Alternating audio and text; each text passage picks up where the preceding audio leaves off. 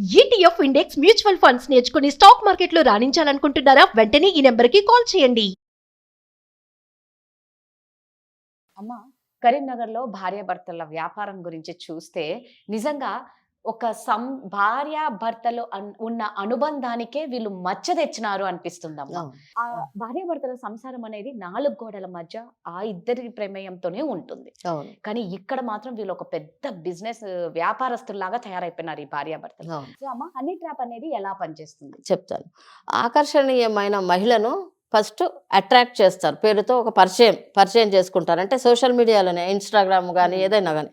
ఇంకోటి ఏందంటే ఒక ఫిజికల్‌గా కలుద్దాము అని అట్లాగా వాళ్ళు అది కొంచెం భావోద్వేగానికి గురి చేస్తారు మగవాళ్ళని. వాళ్ళు ఎట్లాగైనా బలైపోతారు దానికి. అది చేసేసి ఏం చేస్తారంటే ఆ తర్వాత వాళ్ళు ఏదైనా గానీ ప్రైవేట్‌గా చేసేదాన్ని ఒక వీడియోనో, ఫోటోలో తీసేసి వాళ్ళేం చేస్తారంటే వాళ్ళ చాట్స్‌ను గానీ, వాళ్ళది అన్నీ చేసి ఒక ఆయుధంగా మార్చుకుంటారాళ్ళు. ఓకే. వాళ్ళు మార్చుకొని వాళ్ళను ఇదంతా డబ్బు కోసం బ్లాక్‌మెయిల్ చేస్తారు. అంటే నువ్వు ఇంత డబ్బు ఇస్తేనే నేను ఇది లేకపోతే సోషల్ మీడియాలో పెడతాను. నువ్వు డబ్బు ఇన్ని లక్షలు ఇవ్వాలి నువ్వు అనేసి అంటారమ్మా. ఓకే. అది.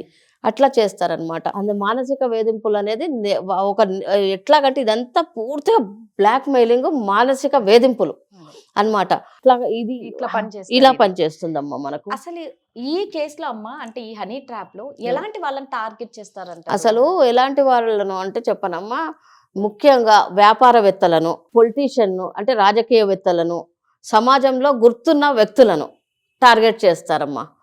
అసలు వీళ్ళందరూ ఎట్లాగంటే వాళ్ళ ఫేము, నేము అన్నీ పోతాయని చెప్పి భయంతోని వాళ్ళు ఏది యాక్షన్ అనేది తీసుకోరు. వాళ్ళు ఎంత అడిగితే అంత డబ్బులు ఇచ్చేస్తారు. నీకు బ్లాక్‌మెయిల్ చేస్తున్నానంటే కొన్ని కోట్ల రూపాయలైనా కుమ్మరించడానికి రెడీగా ఉంటారు వాళ్ళు. ఇందులో అయితే లారీ డ్రైవర్ 10 లక్షలు. అయితే ఇప్పుడు ఏమైంది దీంట్లో మనకు లారీ డ్రైవర్ ఉన్నాడు కనుక అతను ఏదో ధైర్యం చేసి నిజంగా కూడా వాడికి ధన్యవాదాలు చెప్దాం మనం అందరం కూడా. వాడు ధైర్యం చేసి పోలీసులను ఆశ్రయించాడు కనుకనే ఇదంతా మనకు బయటపడింది. లేకపోతే ఈ వ్యాపారవేత్తలు ఉన్నారు మనకు, ఈ పొలిటీషియన్స్ ఉన్నారు మనకు, సమాజంలో ఐడెంటిఫైడ్ వ్యక్తులు ఉంటారు కొంతమంది, అంటే ఒక గుర్తింపు ఉన్న వ్యక్తులు ఉంటారు.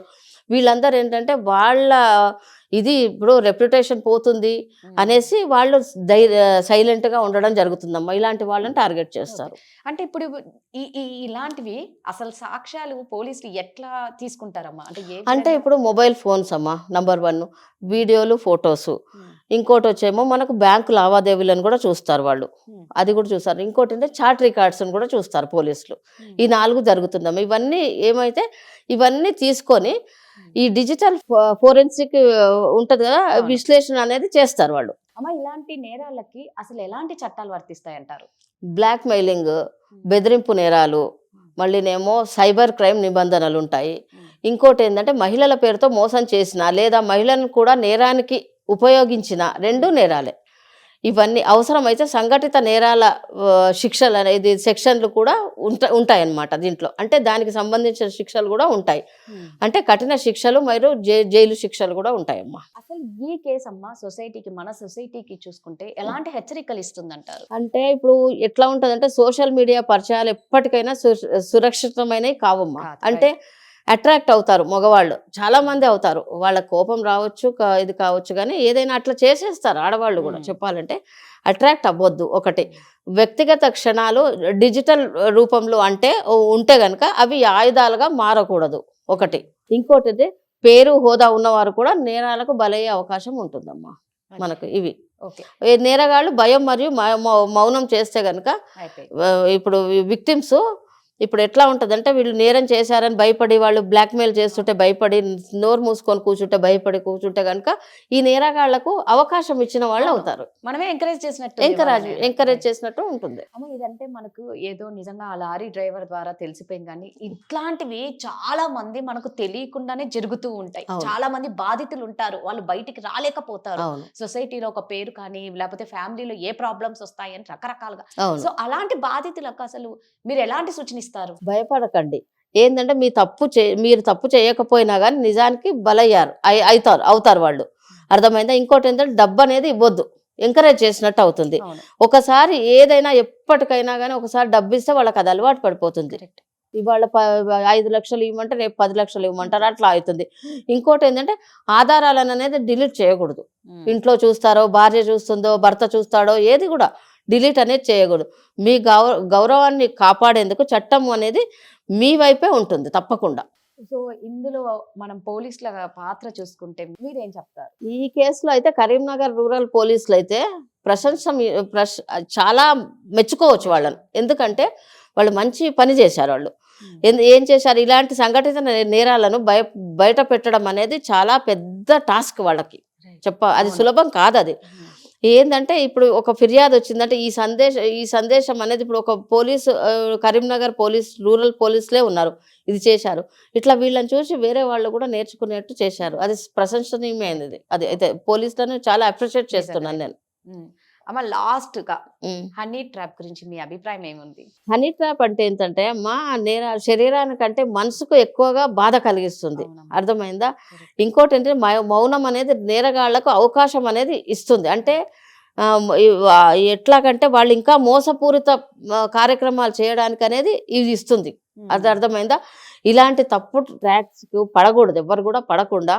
ఏదైనా కానీ నువ్వు రా అని ఫోన్ చేసినా, చాటింగ్ చేసినా కానీ అలర్ట్ ఉండాలి. ఎవరైనా కానీ అలర్ట్ ఉండాలి. ఇవన్నీ చేయకుండా ఉండడం మంచిదమ్మా. నిజంగా అంటే అమాయకులు కూడా బలవుతున్నారు కదా, బలవుతూ ఉన్నారు. ఫస్ట్ ఆఫ్ ఆల్ తెలిసిన వాళ్ళే చాలా మోసాలు, దారుణాలు చేస్తున్నారు. ఇక తెలియని వాళ్ళ దగ్గరికి వెళ్ళి ఇంకా మేము మోసపోయినామంటే దాంట్లో అర్థమే లేదు. ఎన్నో జరుగుతూ ఉన్నా కూడా అంటే మనం ఇప్పటికమ్మా మామూలు లాస్ట్ టైం కూడా మనం చాలా కేసుల గురించి మాట్లాడినాం. ఏ నేరాలైనా చూసుకోండి, వేడి మీద ఆ 2 రోజులే ఉంటుంది.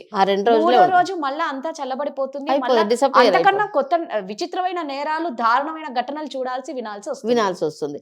ఇది ఇలాంటి నేరాలు ఘోరాలు ఎట్లాగంటే అమ్మా, ఇప్పుడు నువ్వు డీజీపీ గానీ, ఇప్పుడు ఏదైనా హనీ ట్రాప్ కానీ, మళ్ళీ ఆ బస్సులో కానీ ఏదైనా కానీ, ఇప్పుడు వీళ్ళు తగిన చర్యలు కానీ ఇన్ టైంలో ఏది చేసుకోకుండా 1-2 రోజులు, వారం రోజులు వేడివేడిగా అన్ని మీడియాలలో, అన్ని టీవీలలో వస్తుంది.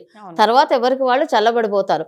ఆ సొసైటీ అనేది ప్రశ్నించడం జరగాలి. ఇది ఏంటి, ఈ కేసు ఏంటి? ఇప్పుడు ఒక అక్కడ పెట్రోల్ బంక్ దగ్గర అప్పుడు డాక్టర్ను చంపేశారు. అది ఏమైంది? మనకు మొన్న మెడికల్ కాలేజ్ గురించి ఏమైంది? అసలు ఇవి కూడా గట్టిగా మనం ప్రశ్నించడం జరగాలి. వాళ్ళు ఇది అయిపోయింది కదా అనేసి రేపు ఇంకోటి కొత్తది పుట్టుకొస్తుంది, దాని మీద పరిగెడుతున్నారు ఎవరైనా కానీ. సోషల్ మీడియా అది 2 రోజులే.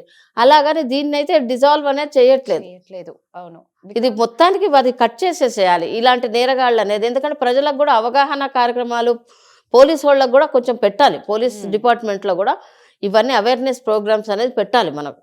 అర్థమైందా? ఏంటంటే ఎట్లాగంటే చెప్పాలి అంటే మనము మన ఆర్గాన్స్ గురించి కంట్రోల్ ఎలా చేసుకోవాలనేది ఒక ప్రోగ్రామ్ పెట్టాలి.